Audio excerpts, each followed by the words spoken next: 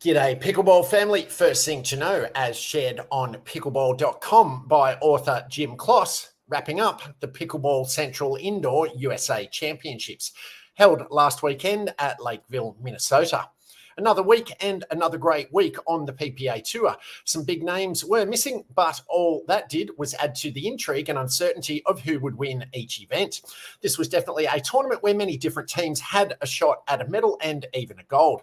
In addition, we saw some new pairings and several players making a statement that they are ready to make a move up the rankings. Let's review it all. 1. Rohrabacher Bright show who is almost boss. With Anna Leigh Waters sitting this one out, Rachel Rohrabacher and Anna Bright showed they are the second best women's doubles team. They dominated the event and easily defeated top seeds Lucy Kovalova, Callie Smith in the final. Rachel and Anna continued their full power style and it worked to perfection. Interestingly, Lucy and Callie appeared to recognise that the ball and the paddles have changed the game. They abandoned their usual defensive style and tried to play more of a power game. Unfortunately for them, Rohrabacher and Bright are just better at the power game, and the result was as predicted. It will be interesting to see Rohrabacher and Bright challenge ALW, Anna Leigh Waters, and Catherine Parento for the top spot going forward. 2. Wilson and David also show who is almost boss.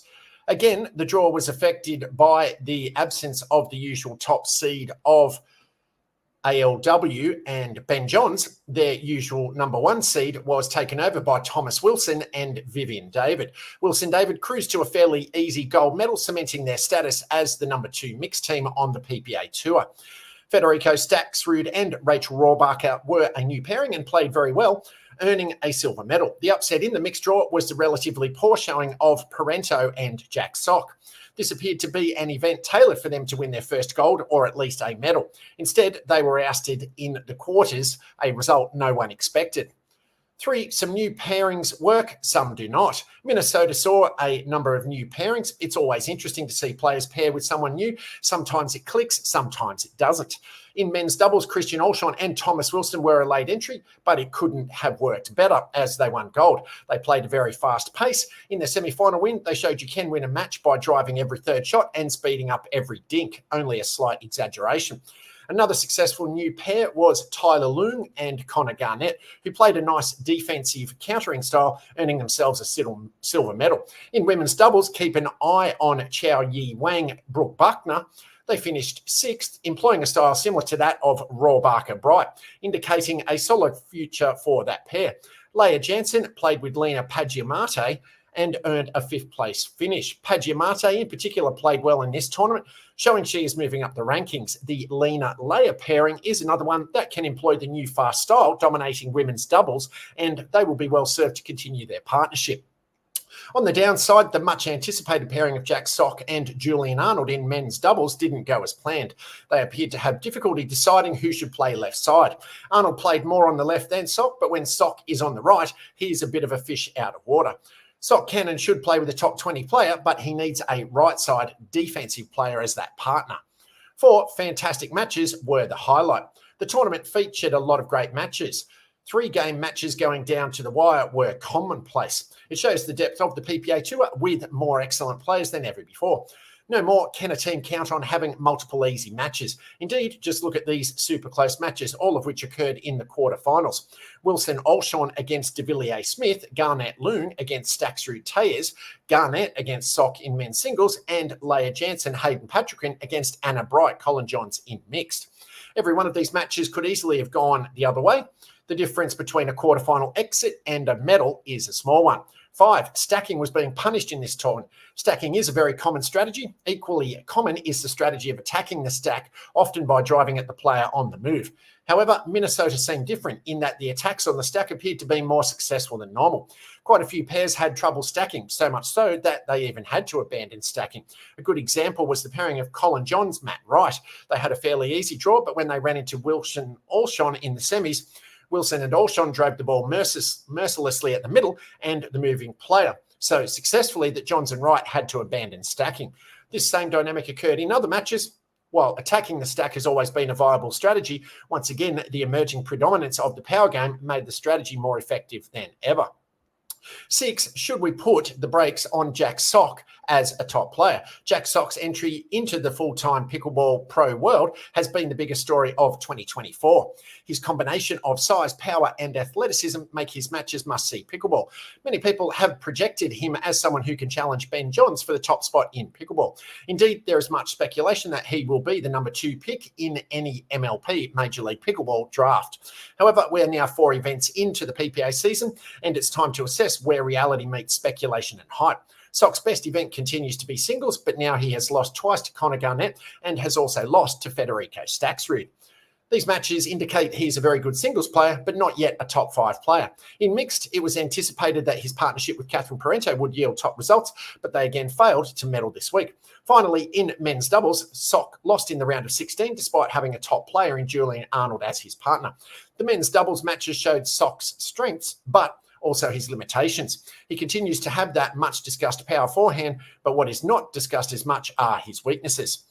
What his matches in Minnesota showed is that his ability to block and counter needs work, as well as his dink game. With power so predominant, the counter has become the most important shot in doubles. Veteran players Connor Garnett and Tyler Loong showed that they understand the importance of the counter and use that advantage when facing Sock. None of this is to say that Sock is not a great player or he lacks potential. However, we may need to put the brakes a little on the idea that he's likely to be a top 5 player anytime soon. His obvious skills have gotten him to a top 15 to 20 player quickly. However, achieving any higher rank will depend on him mastering the intricacies that make pickleball a different game than tennis. Specifically, he needs to improve his dinking, especially off the backhand, and he needs to get significantly better at counters, or he will continue to lose the firefight battle.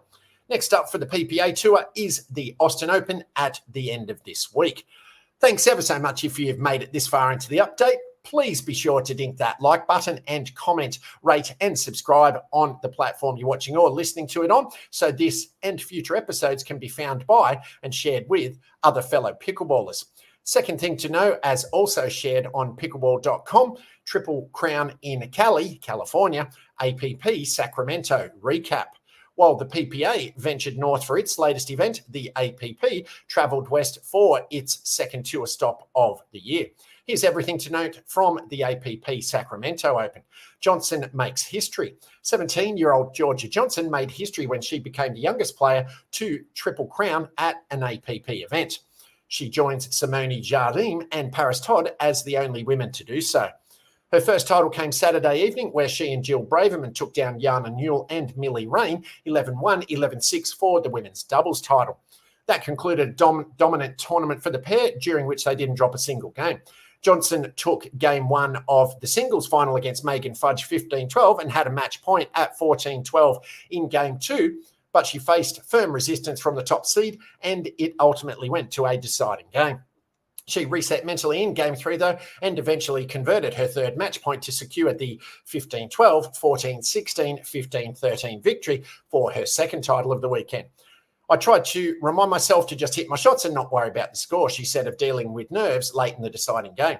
Johnson teamed up with a familiar partner, her brother JW, in mixed doubles, but their first match together on Friday didn't quite go to plan. The siblings found themselves trailing Amanda Hendry and Richard Livanese Jr. 1-10 in the deciding game and fended off 9 match points to escape with an 11-7, 7-11, 14-12 victory. It was all good from there, though, as they didn't drop another game on their way to the gold medal match, where they defeated qualifiers Daria Walczak and Patrick Kauka 11-5, 11-2 to seal the deal and etch George's name into the APP record books. Howes earns first singles gold. Will Howes had already made a splash on the APP Tour by winning men's doubles gold alongside CJ Klinger at January's Punta Gorda Open, but in Sacramento he showed that he's got the goods in singles too. The former University of Notre Dame tennis player ran through the singles draw, even beating Punta Gorda champion Chris Hayworth in straight games in the semi-finals. He took on number 2 seed Jack Foster in the finals and earned his first pro singles gold medal after a thrilling 16-14, 10-15, 15-10 victory. The key for Howes was finding ways to neutralise the offensive capabilities of the Foster forehand. He puts a lot of pressure with his serve and his forehand, he said of Foster after the match. I just tried to exploit the backhand. Howes is ready to making a name for himself early in 2024 and will certainly be a name to watch moving forward.